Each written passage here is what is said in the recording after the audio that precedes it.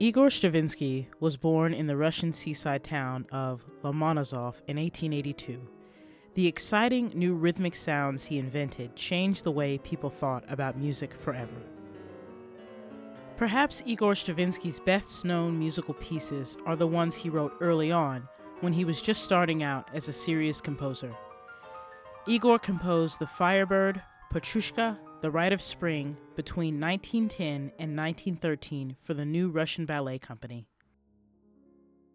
The Firebird is about a Russian fairy tale. Petrushka is a folk tale, and The Rite of Spring is about an ancient and frightening Russian ceremony. Igor had a great gift. He was able to write music that went along perfectly with dancing and helped tell a story with sound. Igor Stravinsky loved fairy tales and folk music. One of his first memories of music was when he was only about 3 years old. He was at a fair in the Russian countryside where the Stravinsky family often spent their summers. There, Igor saw a gigantic, bearded folk musician sitting on a tree stump. He was singing, clicking his tongue, and making loud armpit noises. Igor couldn't wait to get home and try making these noises himself.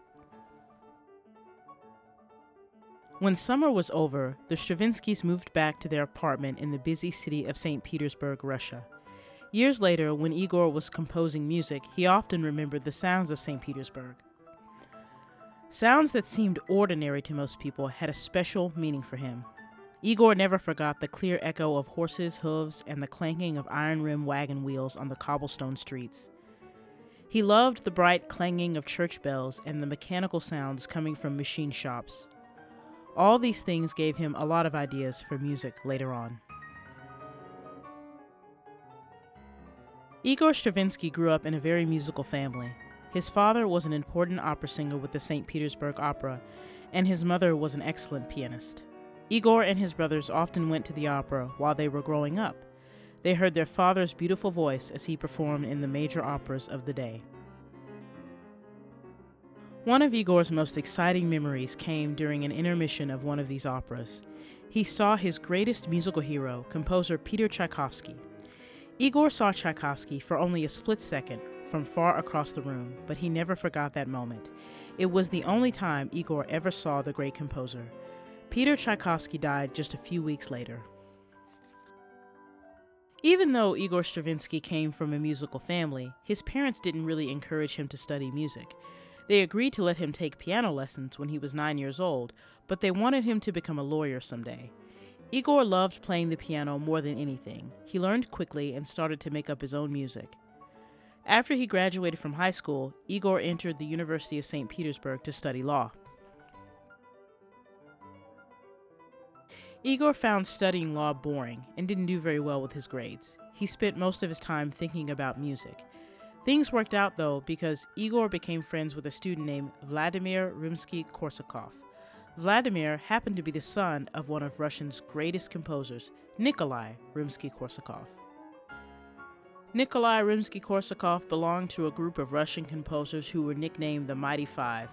Their goal was to create important Russian concert music. They wanted to write music that was inspired by Russian history, Russian legends, and especially Russian folk music.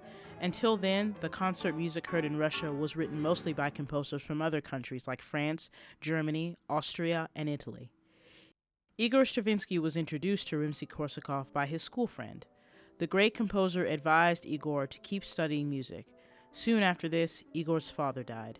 Igor decided to forget about becoming a lawyer and put all his efforts into becoming a serious composer.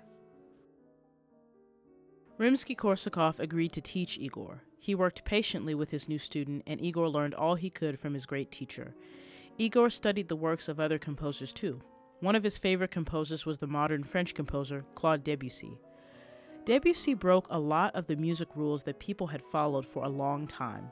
He was able to suggest feelings with his music. He blended funny bits and pieces of different melodies together to give him an impression of dreamy images of nature. His music might suggest billowy, drifting clouds, a moonlit countryside, or the power and beauty of the ocean. It's kind of the way the French Impressionist artists suggested their images, only they used paint and color instead of musical sounds. When Igor Stravinsky started composing his own music, he often borrowed ideas from Debussy, Rimsky-Korsakov, Tchaikovsky, and other composers. When Igor was 26 years old, one of his first compositions, Fireworks, was performed in St. Petersburg.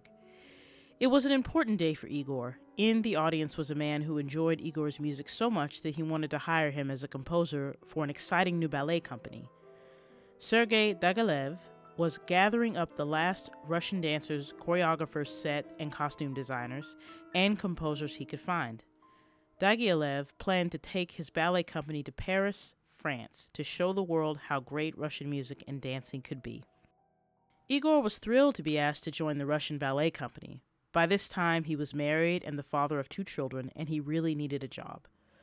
After composing a couple of smaller pieces, Igor was asked to write music for a well-known fairy tale called The Firebird.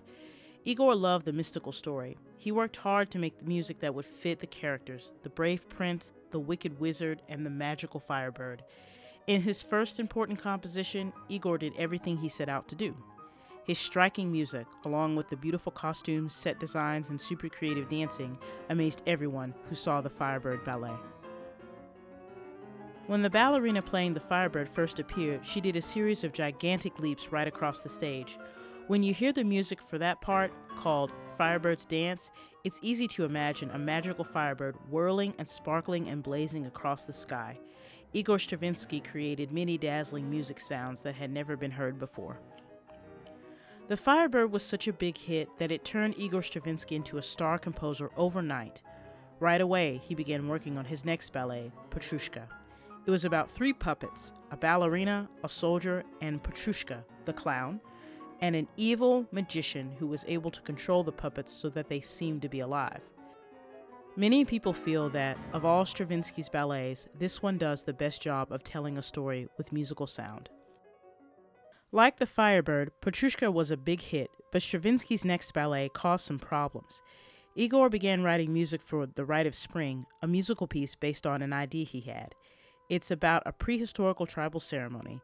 Igor filled his music with energy and powerful rhythms. The music seemed violent in parts, and it was very loud. When people first saw the ballet, they were shocked. They just weren't used to the unexpected new sounds or the explosive dancing. The audience didn't know whether to laugh at the ballet or get angry. A riot broke out, and Igor was very upset. The following week, he became ill with a fever and had to take a long rest. In time, The Rite of Spring became one of the most important musical pieces of the 20th century. Eventually, people found something in its wild, beating sounds that touched them deeply. Soon after Igor Stravinsky finished The Rite of Spring, World War I had started.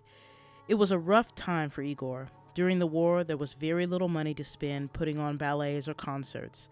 Not only that, but both Igor and his wife had some serious medical problems. Igor decided to live in Switzerland where his family could be close to the medical centers. The Stravinskys had 4 children now. They all had to stay in a crowded hotel room for a while, and Igor had a terrible time concentrating. He could compose music only if he were sure no one could hear him. Fortunately, a generous music dealer in town set Igor up with a piano. Unfortunately, the piano was not only out of tune, but it was kept in a combination lumber storage room and chicken coop. Igor was happy to be alone, though, and he started working on what would be some of his best-loved pieces, including The Soldier's Tale and The Wedding. To make some extra money, Igor began conducting and playing the piano in public for the first time. He was so nervous he sometimes forgot parts of his own music. Once he froze up when he noticed the reflections of his finger in the polished woods of the piano. Soon after World War I ended, Igor Stravinsky surprised everyone by changing his style completely. Instead of writing modern-sounding music based on Russian stories and folk tunes, Igor began composing pieces that were more like the classical music written centuries earlier by Mozart, Haydn, and Bach. Igor's Pulcinella Symphony in 3 movements and Symphony C were inspired by composers from the past, but Igor added his own touches to create a very beautiful and new classical style of music. Igor Stravinsky thought it was very important to keep trying new things. For a while, he experimented with jazz. He even did a ballet for the circus. The dancers in Circus Polka, however, weren't ballerinas, they were elephants. Igor's music was also used in Walt Disney's animated movie Fantasia. Walt Disney thought the savage rhythms of the Rite of Spring would be perfect for the part about the beginning of the world. Igor Stravinsky became friends with many famous artists throughout his life, including Henri Matisse and Pablo Picasso. These artists designed sets and costumes and posters for many of Stravinsky's ballets. Igor Stravinsky lived to be 88 years old. He composed music until he was 85. He spent the last few years of his life listening to and enjoying the music of other great composers. With his startling new rhythmic sounds, Igor Stravinsky may be more than any other composer led music into the 20th century and modern times. It's pretty easy to find Stravinsky's music on classical radio stations. You can also borrow tapes and compact discs at many libraries.